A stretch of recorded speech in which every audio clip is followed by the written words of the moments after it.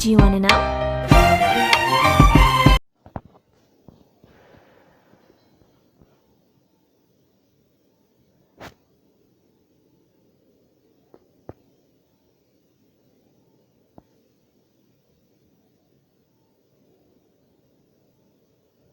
Okay, bakunzi b'udushya TV rero nk'uko muri kugenda mubibona ewana ahangaha tubafitiye utuntu tw'udushya mwabibonye kabisa ewana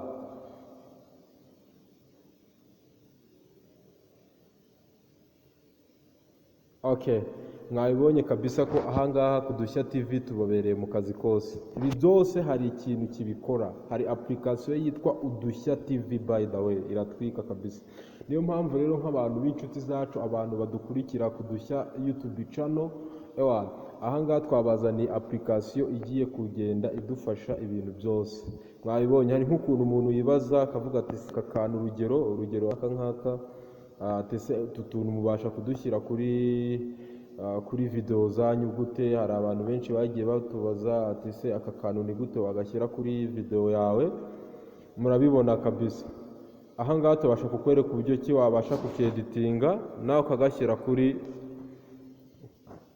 channel yawe okay hari video ushobora gukora utiriwe ufata amajwi yawe ntuyashyiremo ugakoresha umuziki ugakoresha iki ari application ahangaha twabazaniye yitwa KineMaster icyo ukora uragenda kuri Google Play Store downloading hanyuma ahangaha ku Dushya TV twateguye tutorials A a Z kuva kuri A kugera kuri Z dusobanura neza uburyo ki ushobora gukora animation ya video ukabasha kuba wakwanima video yawe noneho ugakora video ijyanye ewana n'ukuntu ukayitegeka ukayiha orientation ukuntu byumva so abantu bakora YouTube channel abantu bakora animation z'ibitabo abantu editing amafoto abantu ukuntu wafata urugero nko kuri video ushobora gufata tuzabereka uburyo ki ushobora gufata video ugakora video isobanura ibintu runaka hanyuma hasi ugashyiraho akandi ga cadre karimo image yawe uriho ubisobanura so mbega gutandukanya video ebyiri zigize ute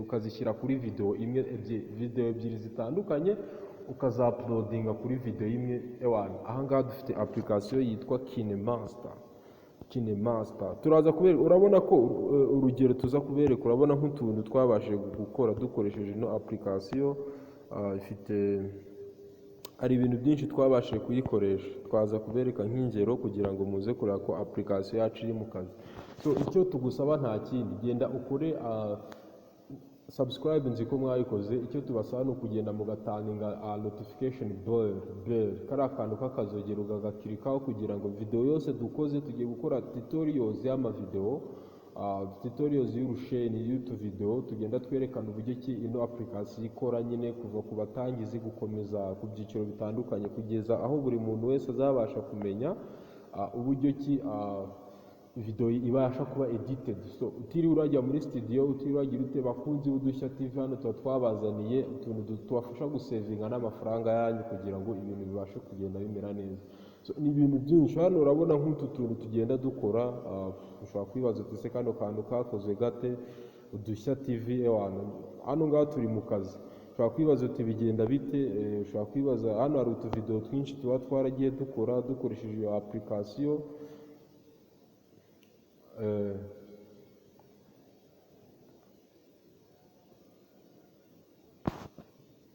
okay so ni byinshi cyane ushobora kwibaza uti se aka kantu subscribe button cyangwa se subscribe video wagashyira kuri video yawe gute so ni ibintu byinshi hangaha ku Dushya TV ewana iri mu kazi kose kabisa ushobora kwibaza uti se utu tuntu dukorwa dute byose waza kubibona hanyuma ushobora kwibaza uti se aka kantu wagakora gute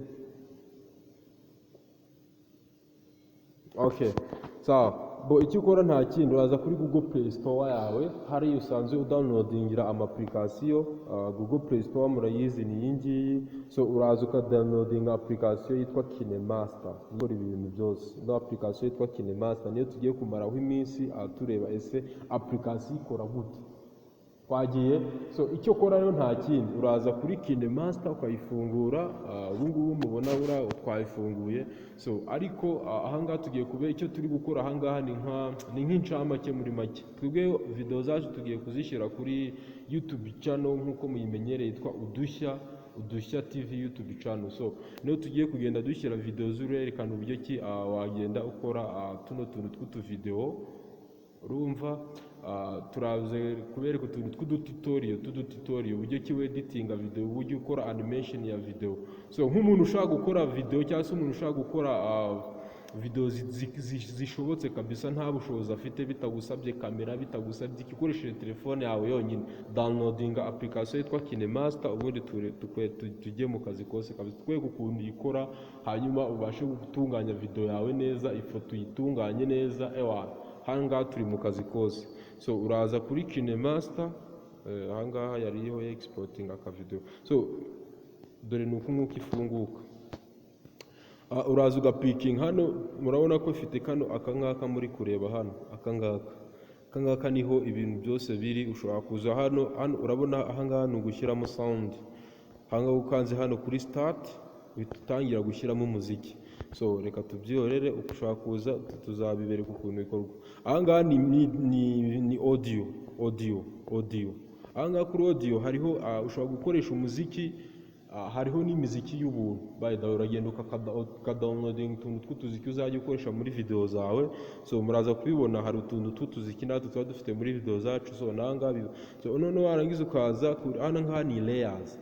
Hano rero urabona hariho layer nyinshi, ushobora gushyiraho layer, ni urugero layer ya video yindi, ushobora gushyiraho layer, ushobora no gushyiraho typings runaka, ukaza ukavuga ati reka nze duhindure, ni ibintu byinshi. So okay, ushobora kuza ahangaha ugatayipingamo ikintu ukuntu byifuza. Hano twashyizemo Udushya TV, ibingibi tuzabereka ukuntu bikorwa, ukuntu uza ugashyiramo, ugahindura amabond, ugashyiramo writings ushaka. Ushobora kuba twenda bigaragare muri bond ya italike, robot bond italike, ukaza ugakora okay. Sawa, hanyuma ugapikinga aho ukuntu bizaba bigaragara. Ushobora kuvuga ati bijye bigaragara gutya, bijye bigaragara gutya, ukuntu bishaka. So murabibona kabisa, ino application iri mu kazi kose, ni ibintu byinshi. Ushobora kuza ugashyiraho umuziki, ugashyiraho wenda n'urugero indi layers, ugashyiraho akavideo, wakwibaza uti bigenda bite. Ikindi hano kuri ino application ushobora no gufata video wari usanzwe ufite ugakuramo umuziki, ugasigarana amavideo gusa, ukaba wayisobanura mu majwi yawe uko ubyumva n'ukuntu bitekereza. So hano ikora ibintu byinshi. Icyo tubasaba ni ukugenda mugakora kuri notification kugira ngo ziriya tutorials tugiye gukora zijye zibasha kubagiraho igihe, mubashe gukurikirana amasomo. Ntago bigoye, bihaye umwanya nagaye gatoya bikaba birarangiye.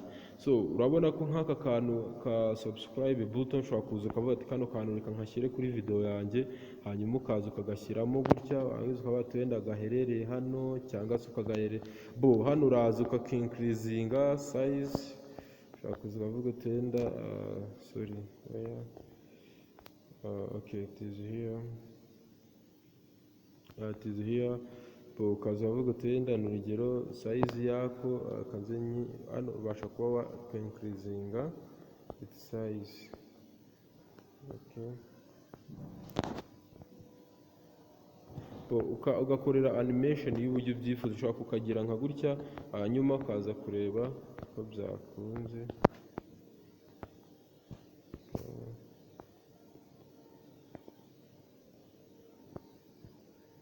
Okay,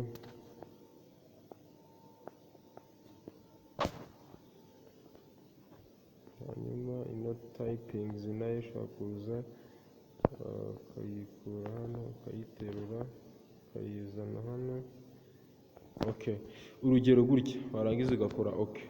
Hanyuma icyo ukora nta kindi, uraza ugakirika ugakina umuziki wawe ukumva ukuntu ukareba ukuntu byabaye.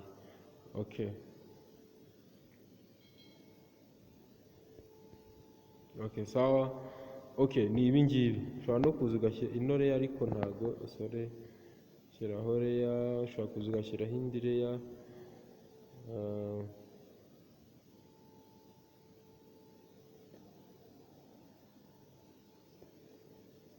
okay, ukaza ugashyiraho kano akareyazi, okay, okay, hanyuma ahangaha naho uraza ukakamoderating uburyo ubyifuza, so uraza ugakora okay, nta kindi biba byarangiye, ugakina ukareba.